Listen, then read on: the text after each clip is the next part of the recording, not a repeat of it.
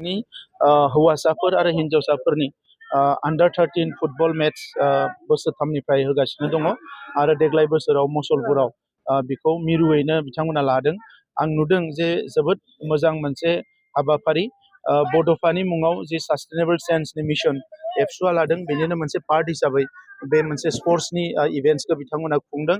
बिनि गेजेरजों आङो फोथायो जे जोंनि लाइमोनफ्रा जायफोरनिखि गेलेनायनि बिथिङाव जोबोद गोसो गुदुं जोबोद मोनसे मोजां प्लेटफर्म मोनदों आरो बे लाइमोनफ्रानो बे फरायसाफ्रानो इयुनाव थांनानै सोरबा माने स्टेट लेभेलाव सोरबा नेशनेल लेभेलाव आरो सोरबा इन्टारनेशनेलाव गेलेनो हागोन आरो बेवहाय मोनसे कनफिडेन्स बिल्डिं स्ट्रं मोनसे कनफिडेन्स बिल्डिं बिथांमोना जागोन आरो बेजोंनो लासै लासैनो जोंनिफ्राय जि प्लेयार्स बा गेलेग्रा बिसोर लासै लासै बांनायनिफ्राय बांनो हमगोन।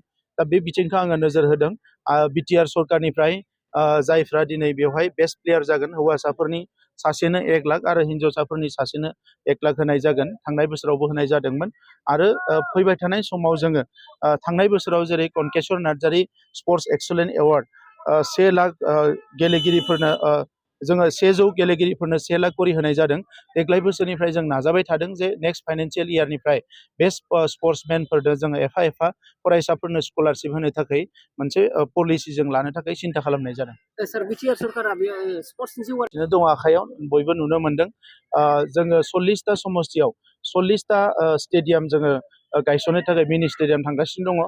थांनाय बोसोराव जोङो 6टा गायसनबाय। देग्लाय बोसोराव आरो 6टा फैगौ बोसोरनैयाव जोङो बाखि जिखिनि जोंनि समस्ति थागोन बे समस्तियाव माने प्राय 18टा जोङो आरोबाव जि गोनां जागोन 28टा बेखौ जोङो खेबसेयावनो गायसननाय जागोन।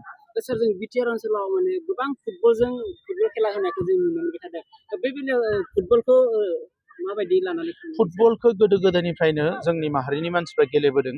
दा बे हिसाबै फुटबला मोनसे गिदिर फेस्टिभेल जायो जोंनि थाखाय। दा बे समाव ओंखायनो जिहेथु बेखौ गेलेनानै लाइमोनफ्रा गावनि जिउ राहाबो दानो हायो केरियार बेजोंनो जोङो जा ओनसोलाबो मुंदांखा जानो हायो। गोबां खामानिया बेजोंनो जायो। दा बेफोरखौ नोजोर बोजोबनानै जोङो फुटबलखौ one of the best event हिसाबै जोङो लानाय जादों आरो अलरेडि सन्तोष ट्रफि दुरान्ड काप बायदिसिना गिदिर गिदिर जोंनियाव गेलेनाय फुटबलनि जालांगासिनो दङ आरो बेयो सोलिबाय थागोन। Thank you.